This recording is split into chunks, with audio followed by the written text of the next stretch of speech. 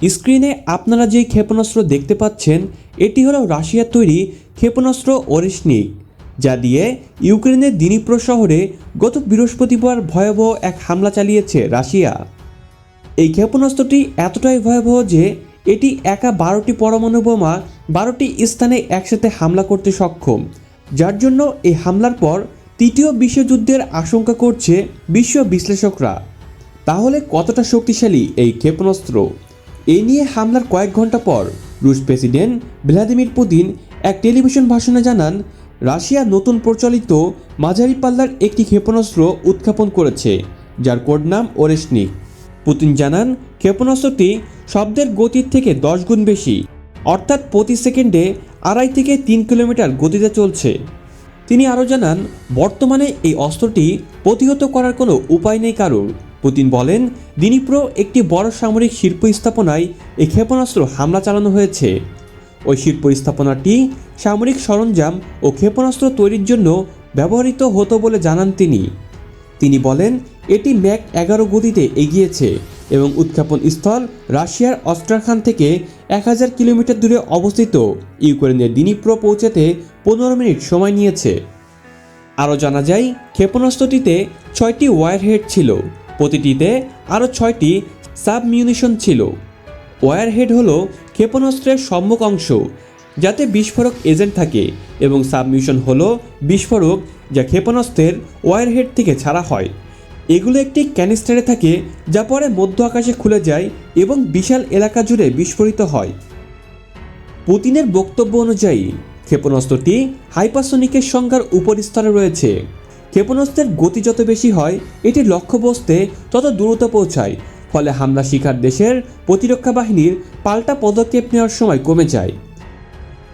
সামরিক বিশ্লেষক শুরিগিন রুশ সংবাদ মাধ্যম ইসভেনস্টিয়াকে বলেছেন, ওরেশনিক ক্ষেপণাস্ত্র আধুনিক ক্ষেপণাস্ত্র প্রতিরক্ষা ব্যবস্থাকে ভেদ করার ক্ষমতা রাখে। তিনি বলেন, এটি পারমাণবিক ওয়ারহেড ব্যবহার না করেও গভীর সুরক্ষিত বাংকার ধ্বংস করতে পারে। এদিকে এবার ইউক্রেন রাশিয়ার কুরস্ক অঞ্চলের 40 ভাগেরও বেশি অঞ্চল হারিয়েছে।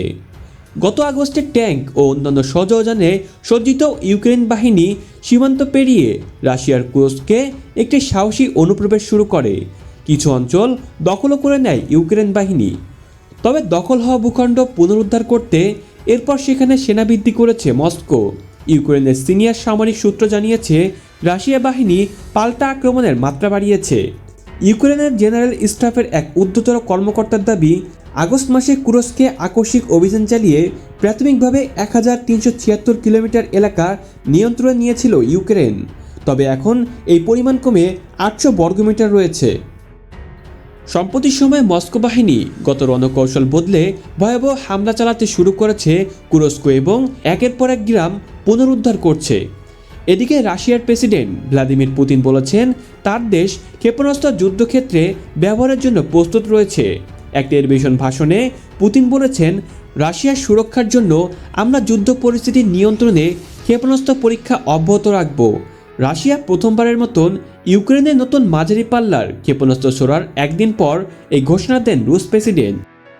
এদিকে ইউক্রেনের প্রেসিডেন্ট ভলোদিমির জেলেনস্কি বলেছেন, কিয়েভ রাশিয়ার সঙ্গে নতুন ঝুঁকি মোকাবেলার প্রস্তুতি নিচ্ছে।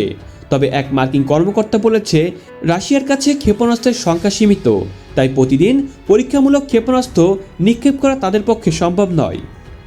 মধ্যবর্তী ক্ষেপণাস্ত্রগুলোর পরিসীমা 3000 থেকে 5500 কিলোমিটার। এটি রাশিয়া থেকে ইউরোপ বা যুক্তরাষ্ট্রের যে কোনো জায়গায় আঘাত আনতে সক্ষম। এর আগে পুতিন বলেন, যুক্তরাষ্ট্র ও যুক্তরাজ্য রাশিয়ার বিরুদ্ধে ইউক্রেনকে তাদের অস্ত্র ব্যবহারের অনুমতি দেওয়ার পর ইউক্রেন যুদ্ধ এখন বৈশ্বিক রূপ পাচ্ছে। পুতিন পশ্চিমাদের সতর্ক করে বলেছেন, মস্কো পাল্টা হামলা চালাতে পারে। আর ইউক্রেনে মাঝারি পাল্লার ক্ষেপণাস্ত্র ছোড়ার পর পুতিন বলেছেন, যুক্তরাষ্ট্র ও ব্রিটিশ ক্ষেপণাস্ত্র ব্যবহারের জবাবেই ইউক্রেনে একটি সামরিক স্থাপনা নতুন ধরনের হাইপারসনিক মাঝারি পাল্লার ব্যালিস্টিক ক্ষেপণাস্ত্র নিক্ষেপ করেছে রাশিয়া। এদিকে পশ্চিমাদের উপর হামলার হুঁশিয়ারি দিয়েছেন পুতিন। রুশ প্রেসিডেন্ট ভ্লাদিমির পুতিন হুঁশিয়ারি দিয়ে বলেছেন, যেসব দেশ রাশিয়ার বিরুদ্ধে ব্যবহারের জন্য ইউক্রেনকে অস্ত্র দিচ্ছে, তিনি সেসব দেশের বিরুদ্ধে আঘাত আনতে বাধ্য হবেন। পুতিন চলতি সপ্তাহে যুক্তরাষ্ট্র ও যুক্তরাজ্যের সরবরাহকৃত দূরপাল্লার ক্ষেপণাস্ত্র ব্যবহারে ইউক্রেনকে অনুমতি দেওয়ার প্রসঙ্গ উল্লেখ করে বলেন, এসব ক্ষেপণাস্ত্র রুশ সীমান্তে নিক্ষেপ করা হয়েছে। তিনি বলেন, এসব দেশের বিরুদ্ধে সামরিক অভিযান চালানোর মস্কোর অধিকার রয়েছে। রুশ প্রেসিডেন্ট পশ্চিমাদের সতর্ক করে বলেছেন, ইউক্রেন যুদ্ধ ক্রমেই বৈশ্বিক সংঘাতে পরিণত হচ্ছে। ইউক্রেনে পরীক্ষামূলক মনোভাবে আরও ব্যালিস্টিক ক্ষেপণাস্ত্র হামলা চালানো হবে বলেও জানিয়েছেন রুশ প্রেসিডেন্ট ভ্লাদিমির পুতিন। পারমাণবিক অস্ত্র বহনে সক্ষম এসব ক্ষেপণাস্ত্র হামলাকে আন্তর্জাতিক অপরাধ বলে বর্ণনা করছে ইউক্রেনের প্রেসিডেন্ট ভলোদিমির জেলেনস্কি। শুক্রবার এক প্রতিরক্ষা সম্মেলনে যোগ দিয়ে পুতিন বলেন, রাশিয়ার কাছে যথেষ্ট সংখ্যক উচ্চগতির ব্যালিস্টিক ক্ষেপণাস্ত্র রয়েছে। তারা অব্যাহতভাবে ইউক্রেনে এগুলো পরীক্ষা চালিয়ে যাবে। তিনি বলেছেন, মার্কিন যুক্তরাষ্ট্র ও ব্রিটেন ইউক্রেনকে তাদের অস্ত্র দিয়ে রাশিয়ার বিরুদ্ধে ব্যবহার করার পর এই যুদ্ধ এখন বৈশ্বিক সংঘাতের দিকে ঠেলে দিচ্ছে। রুশ প্রেসিডেন্ট অস্ত্র সরবরাহকারী দেশগুলোকে সতর্ক করে বলেছেন, মস্কো এসব দেশের বিরুদ্ধে পাল্টা আঘাত আনতে বাধ্য হবে। পুতিন জানান, মার্কিন প্রেসিডেন্ট জো বাইডেনের অনুমোদনের পর ইউক্রেন 19 নভেম্বর ও 21 নভেম্বর মার্কিন নির্মিত 6টি এবং ব্রিটিশ স্টার্ম শ্যাডো ক্ষেপণাস্ত্র দিয়ে রাশিয়ার অভ্যন্তরে হামলা চালানো হয়। এদিকে লেবানন থেকে ইসরায়েলে 60টি রকেট হামলা চালিয়েছে হিজবুল্লাহ। রবিবার কাতার ভিত্তিক সংবাদ মাধ্যম আল জাজিরার এক প্রতিবেদনে এই তথ্য জানানো হয়েছে। ইসরায়েলি সেনাবাহিনী জানিয়েছে, তারা গ্যালিলি অঞ্চলে রকেট শনাক্ত করেছে। এর মধ্যে কিছু রকেট প্রতিহত করা হয়েছে। হামলার একজন আহত হওয়ার খবরও পাওয়া গিয়েছে। এই ঘটনায় উত্তর ইসরায়েলের মেটুলা কাউন্সিলের প্রধান ডেভিড আজাওয়ালাই বলেছেন, সকাল থেকে 8টি রকেট ছোড়া হয়েছে। এতে বিল্ডিংয়ে ব্যাপক ক্ষতি হয়েছে। এদিকে লেবাননে একের পর এক হামলা অব্যাহত রেখেছে ইসরায়েলি বাহিনী। গতকাল লেবাননের রাজধানী বৈরুতে ঘনবসতি এলাকায় অ্যাপার্টমেন্ট ব্লক হামলা চালিয়েছে ইসরায়েলি বাহিনী। এতে নিহত হয়েছে অন্তত 20 জন। প্রতিবেদনে বলা হয়েছে, শনিবার ভোর 4টায় কোনো ধরনের সতর্কতা ছাড়াই লেবাননে 8তলা ভবনে 4টি বোমা হামলা চালিয়েছে ইসরায়েল। বিস্ফোরণের শব্দ রাজধানী বৈরু জুড়ে শোনা গিয়েছে। বিমান বাহিনীর 5টি ক্ষেপণাস্ত্র আঘাতে একটি 8তলা ভবন পুরোপুরি ধ্বংস হয়ে গিয়েছে। এদিকে এবার পাকিস্তানের প্রধানমন্ত্রী ইমরান খানের চূড়ান্ত ডাক কর্মসূচির ডাকে সাড়া দিয়ে রাজধানী ইসলামাবাদে যাচ্ছে তার হাজার হাজার সমর্থক। এ নিয়ে দেশটির বিভিন্ন জায়গা জুড়ে থমথমে পরিস্থিতি বিরাজ করছে। পাকিস্তান তেহরিকে ইনসাফের ফেসবুক পেজ থেকে সমর্থকদের দলে দলে রাজধানীর দিকে আসার ভিডিও প্রকাশ করছে। জিও নিউজের লাইভ প্রতিবেদনে বলা হয়েছে, বিক্ষুব্ধ দমাতে ইতিমধ্যে ইসলামাবাদ পুলিশ বিভিন্ন গেস্ট হাউস, হোস্টেলে অভিযান চালিয়েছে। এসব জায়গা থেকে পিটিআইয়ের সমর্থক কর্মীদের গ্রেপ্তার করা হয়েছে। এদিকে ডন জানিয়েছে, দেশের প্রায় সব জায়গায় হোয়াটসঅ্যাপ পরিষেবা বন্ধ করে দেওয়া হয়েছে।